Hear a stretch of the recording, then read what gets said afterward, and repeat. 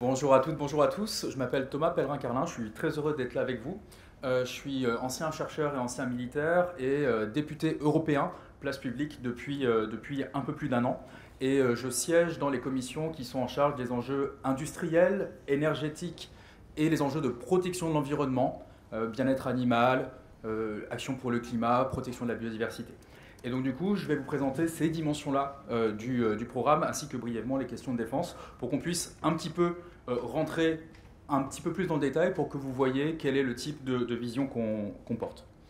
Raphaël l'a déjà dit, notre vision est une vision de puissance écologique. Commençons déjà par ce mot écologie avant de venir au mot de puissance. Pourquoi est-ce que c'est important de parler d'écologie? C'est parce que nous partons de la réalité. Et la réalité, c'est que nos sociétés, françaises, européennes et mondiales, sont en train de scier la branche sur laquelle nous sommes assis. L'espèce humaine ne pourra pas survivre à l'effondrement du vivant, puisque l'espèce humaine fait partie pleinement de ce vivant. C'est évidemment un constat scientifique que les climatologues, les spécialistes de la biodiversité font depuis des décennies, mais c'est aussi quelque chose que l'on ressent au quotidien. On vient de vivre le premier épisode de canicule de l'année, et j'ai dit hier à quelqu'un qui se plaignait de la chaleur, « Oh, tu sais, c'est l'été le plus froid du reste de nos jours ». C'est une blague qui est triste, malheureuse. Et cette réalité-là, nous le sentons aussi dans notre quotidien. Moi, quand j'étais enfant, enfin j'ai 35 ans, je ne suis pas si vieux que ça, je me souvenais de ces pare-brises sur lesquels il y avait malheureusement des insectes morts à cause des voitures. Aujourd'hui, pas à cause des voitures, mais à cause du saccage de l'environnement que fait notre société depuis des décennies, et ben vous ne voyez quasiment plus d'insectes sur les pare-brises parce qu'ils ont disparu.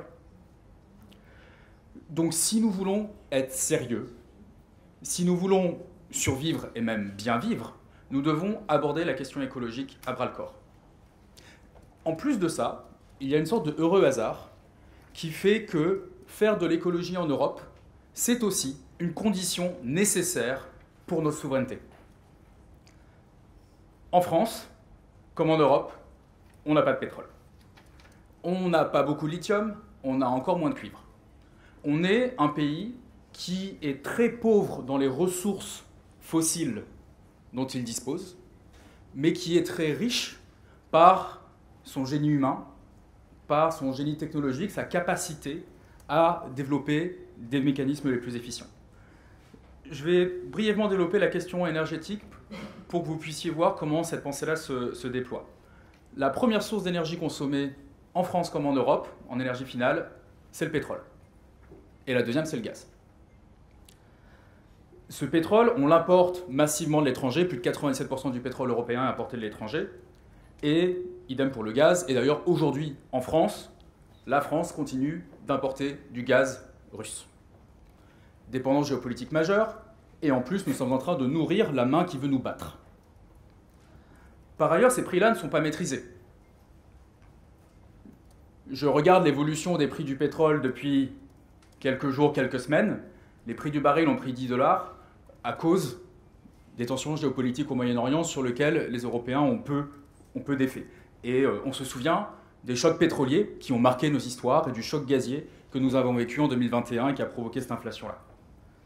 Et enfin, il y a évidemment la catastrophe climatique qui est provoquée par la combustion du pétrole et du gaz, et dans le cas du pétrole aussi la pollution de l'air qui a un impact sur notre santé. Face à ce problème, qu'est-ce que nous proposons? Nous proposons une révolution énergétique, écologique et industrielle.